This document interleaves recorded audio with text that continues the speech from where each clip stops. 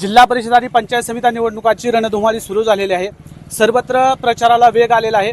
राजकीय नेते एकमेकांवर आरोप प्रत्यारोप करत आहेत। माढा तालुक्यात सुद्धा राजकीय वातावरण चांगलंच तापल्याचं पाहायला मिळत आहे। माझ्यासोबत माढा तालुक्याचे माजी आमदार बबनदादा शिंदे आणि भाजपचे नेते रणजितभाई शिंदे आहेत। नेमकी ही जिल्हा परिषदची निवडणूक माढ्यामध्ये नेमकी कशी चाललेली आहे, नेमकं वातावरण कसं आहे या संदर्भात ते एबीपी माझ्याशी बोलणार आहेत। भैयासाहेब, वातावरण नेमकं कसं आहे, लोकांचा प्रतिसाद कसा आहे आणि कोणते मुद्दे घेऊन तुम्ही या निवडणुकीत उतरलेले आहात? आम्ही आतापर्यंत सगळ्या निवडणुका विकासाच्या मुद्द्यावर लढवलेल्या आहेत। आज केंद्रामध्ये आणि राज्यामध्ये भारतीय जनता पार्टीचं सरकार आहे आणि आज सुद्धा आम्ही निवडणूक फक्त आणि फक्त विकासाच्या मुद्द्यावरती लढवत आहोत। कारण समोर जी लोकप्रतिनिधी ज्यांना 1.5 वर्षापूर्वी लोकांनी निवडून दिलं, त्यांनी लोकांच्या पूर्णपणे सगळ्या अपेक्षाला कुठेही उतरलेला नाही। त्यांनी 1.5 वर्षात 1 रुपयाचंही काम केलेलं नाही। उलट जी कामं बबनदादा शिंदेंनी मंजूर केलेली होती त्याचं नारळ फोडायचं काम आणि न केलेल्या कामाचं श्रेय घेण्याचं काम आणि धडपड ह्या लोकप्रतिनिधीची चाललेली आहे। तालुक्यात कोणते विषय प्रलंबित आहेत असं आपल्याला वाटतं की या निवडणुकीच्या दृष्टीने ते विषय महत्त्वाचे आहेत? तालुक्याच्या निवडणुकीमध्ये अनेक सिंचनाच्या योजना अर्धवट अवस्थेत आहेत। ह्या सगळ्या योजनांना निधी पुढच्या कालावधीमध्ये आणावा लागणार आहे आणि मानेगाव उपसा सिंचन योजनेची दादांनी मंजूर केलेली योजना आहे, परंतु ती योजना अजूनही निधीअभावी रखडलेली आहे। सीनामाडा उपसा सिंचन योजनेमध्ये अनेक गावं समावेश झालेला आहे गावांचा, त्या गावांना निधी उपलब्ध करणे गरजेचं आहे। आणि जे काय ग्रामीण भागातले मूलभूत प्रश्न आजही आहेत आणि ते प्रश्न उद्या ह्या जिल्हा परिषद आणि पंचायत समितीच्या माध्यमातून सोडवता येऊ शकतात। या निवडणुकीच्या माध्यमातून आणखी एक विषय झाला की आपले जे निष्ठावान कार्यकर्ते होते, म्हणजे उदाहरण द्यायचं असेल तर सुहास पाटील जामगावकर असतील, दिलीप पाटील असतील, ह्यांनी आपली साथ सोडलेली आहे। तर याचा कुठं फटका बसेल असं तुम्हाला वाटतंय का? आणि त्यांनी का नेमकी साथ सोडली? त्यांनी तुमच्या विरोधात बंडखोरी केली, राष्ट्रवादीत जाऊन तिकीट मिळवलं, तर त्यांचा कुठं या निवडणुकीमध्ये फटका बसेल? वास्तविक पाहता निवडणुकीमध्ये फटका बसायचा काही संबंध नाही। त्याचं कारण असं आहे की त्यांनी कुठून उभा राहायचं हा त्यांचा व्यक्तिगत प्रश्न आहे। आम्हाला पक्षांनी या ठिकाणी मानेगाव जिल्हा परिषदेसाठी पृथ्वीराज भाया सावंत, पंचायत समितीसाठी पंडित काका देशमुख आणि दारफळ पंचायत समितीसाठी मीराताई ठोंबरे ह्या तिघांना भारतीय जनता पार्टीनं उमेदवारी दिलेली आहे आणि मी भारतीय जनता पार्टीचा कार्यकर्ता म्हणून ह्या सगळ्या उमेदवाराच्या प्रचारासाठी सक्रियपणे सहभाग घेत आहोत।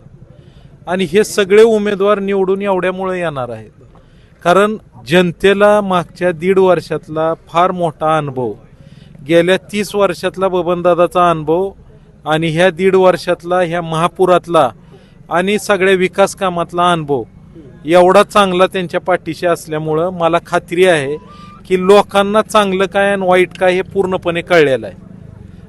निवडणूक चालू झाल्यापासून विरोधकांकडून म्हणजे आमदार अभिजित पाटील यांच्याकडून सातत्यानं आरोप होत आहेत की रणजित शिंदे हे भ्रष्टाचार लपवण्यासाठी भाजपमध्ये गेलेले आहेत। त्याचबरोबर दूध संघाच्या बाबतीत सुद्धा त्यांनी काही आरोप केलेले आहेत आणि त्या आरोपाच्या अनुषंगाने त्यांनी अजितदादांचे पाय पकडले वगैरे असे सुद्धा आरोप सातत्यानं होत आहेत। तर या आरोपांबद्दल तुम्ही नेमकं काय सांगाल? मुळात म्हणजे ह्या लबाड लोकप्रतिनिधीला हे सुद्धा माहीत नाही की आम्ही अजितदादाकडे दादांच्या ऑपरेशनच्या आधी गेलेलो होतो। ह्यांनी त्या ठिकाणी काहीतरी वक्तव्य केलं की दादांची तब्येत अडचणीची आहे, मदत करा, असली कुठलीही फालतूक चर्चा कधी केलेली नाही। तुम्ही जाऊन अजितदादांनाही प्रश्न विचारा, ते तुम्हाला काय आहे ती वास्तव सांगतील यातलं। आणि वास्तविक पाहता ज्या दूध संघाला मी आमच्या खाजगी कारखान्यातून 80 लाख रुपये जर दूध संघाला दिले असतील तर त्या दूध संघात भ्रष्टाचार करायचा प्रश्न येतो कुठं? मी गाडी वापरली नाही, डिझेल नाही, भत्ता नाही आणि हे मी आधीच जाहीर केलेलं होतं।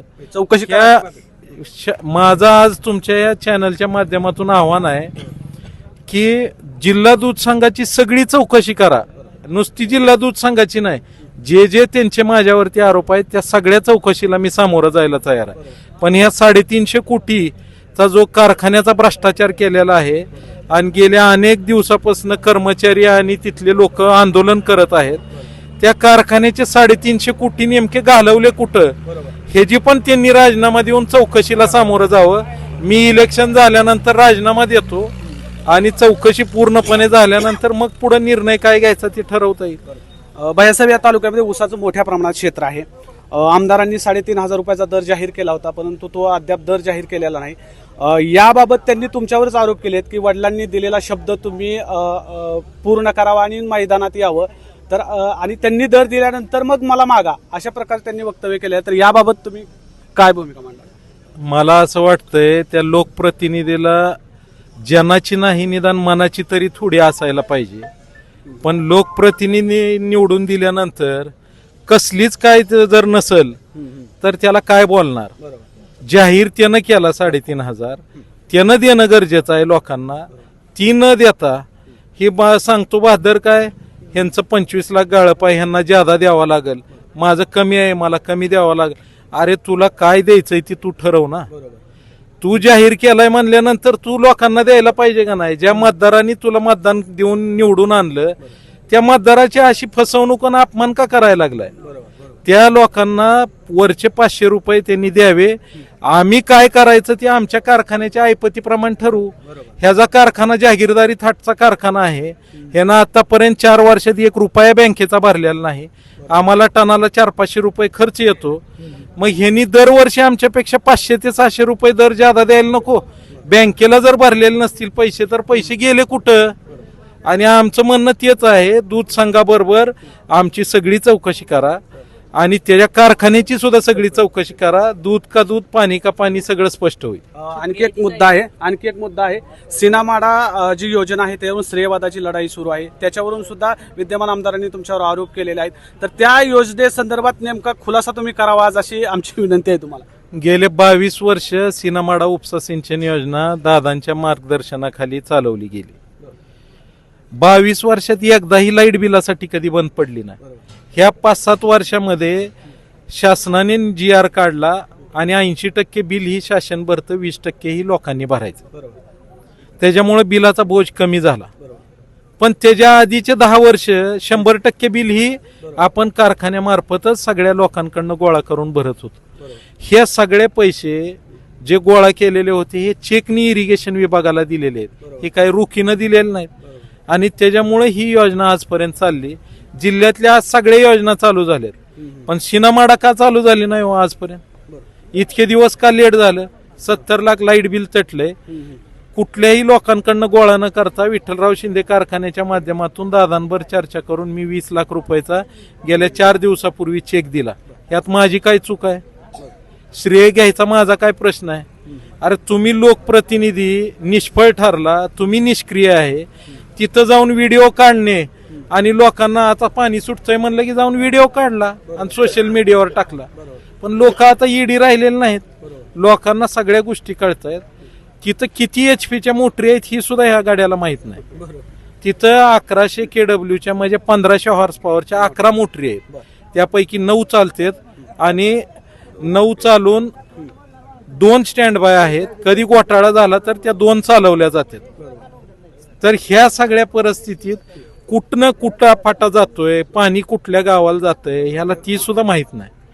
नुसतं येऊन काय तर बाता मारणे आणि श्रेय घेणे ही हे जर नेहमीची पद्धत झाली. पण लोकांना आता ह्या सगळ्या गोष्टी कळल्या. अगदी शेवटचा प्रश्न विचारतो. माड्यामध्ये दोन्ही राष्ट्रवादीचा अंतर्गत वाद उफाळलेला आहे. तालुक्यामध्ये युती झाली असली तरी माड्यामध्ये तो वाद उफाळल्याचं चित्र पाहायला मिळतंय. आणि जे माड्याचे नेते आहेत राष्ट्रवादीचे दादासाहेब साठे यांना विद्यमान आमदारांनी स्टॅम्पवर लिहून मागितलं की माड्या नगरपंचायतची निवडणूक तुम्ही लढवणार नाही असं जाहीर करा किंवा लिहून द्या, तरच मग तुमच्या उमेदवारीमध्ये बाबत विचार करतो, असा एक आरोप केला जात आहे. तर या एकंदरीत राजकारणावर तुम्हाला नेमकं काय वाटतं? काय लोकशाहीमध्ये अशा पद्धतीनं कोणी स्टॅम्पवर लिहून देत नसतं. पण दुर्दैवी घटना अशी घडली की ह्या लोकप्रतिनिधींनी त्यांना स्टॅम्पवर लिहून मागितलं की तुम्ही कुठं उभा राहणार नाही. असं कोण कोणाला बांधील आहे का? लोकशाहीमध्ये ज्याला त्याला कुठंही उभा राहायचा अधिकार आहे. जनतेने ठरवायचंय की कुणाला निवडून द्यायचं, हे पूर्ण अधिकार जनतेला आहे. पण तरी बहादर म्हणतो ह्यानं उभा राहायचं नाही, त्यानं अमकं करायचं नाही. अरे ही कोण ठरवणार? आणि दुर्दैवी अशी गोष्ट आहे की लोकशाहीच्या ह्याला काळीमा फासणारी गोष्ट ह्या माणसाने केली. ह्या जनतेचा अपमान केलाय. या लोकशाहीचा अपमान केला आणि कुणाला तर स्टॅम्प पेपरवर लिहून मागतोय. अगदी शेवटचा विधानसभा असेल, लोकसभा असेल, या सर्व निवडणुकीमध्ये माझे आमदार बबनदादा शिंदे हे तुमच्या बरोबर होते. आज उपचारासाठी दादा अमेरिकेत आहेत. आज दादा प्रचारात तुमच्यासोबत नाही आहेत. तर दादांची कुठं अनुपस्थिती तुम्हाला जाणवते का? त्यांची कमतरता तुम्हाला जाणवते का या निवडणुकीच्या निमित्तानं? निश्चितच दादांच्या तब्येतीमुळे ते काही येऊ शकले नाहीत, परंतु जे दादाला मानणारा जो वर्ग आहे आणि ह्या तालुक्यामध्ये प्रचंड दादांवरती असणारा विश्वास आहे लोकांचा, आणि ह्याच सगळ्या मंडळीने ही निवडणूक हातात घेतलेली आहे. दादा नसताना ही तर प्रत्येक दादांवर विश्वास ठेवणारा जो कार्यकर्ता, जो मतदार आहे तोच दादा आहे. आणि त्यामुळे ही निवडणूक ह्या सगळ्या मंडळीनं हातात घेतलेली आहे. त्यामुळे लबाडाला दूर करायचं ही सगळ्यांनी ठरवलेलं आहे. विजयाचा विश्वास आहे. 7 जिल्हा परिषद आणि 14 पंचायत समितीच्या 100% ह्या तालुक्यातली जनता ही पूर्णपणे सुज्ञ आहे. ह्या जनतेच्या मनात राग आहे, फसवणूक केलेल्याची भावना आहे, आणि या फसवणुकीची खतखत कुठंतरी ह्या निवडणुकीमध्ये काढल्याशिवाय जनता स्वस्थ बसणार नाही. तर हे होते भाजपचे नेते रणजित शिंदे यांनी सांगितलेलं आहे की या निवडणुकीत विजयाचा विश्वास व्यक्त केलेला आहे आणि विद्यमान आमदार अभिजित पाटील यांनी जे जे आरोप केलेत त्या सर्व आरोपांची चौकशी करावी अशी त्यांनी सुद्धा एबीपी माझाशी बोलताना मागणी केलेली आहे. माड्याहून गणेश लेटके, एबीपी माझा. एबीपी माझा, उघडा डोळे बघा नीट.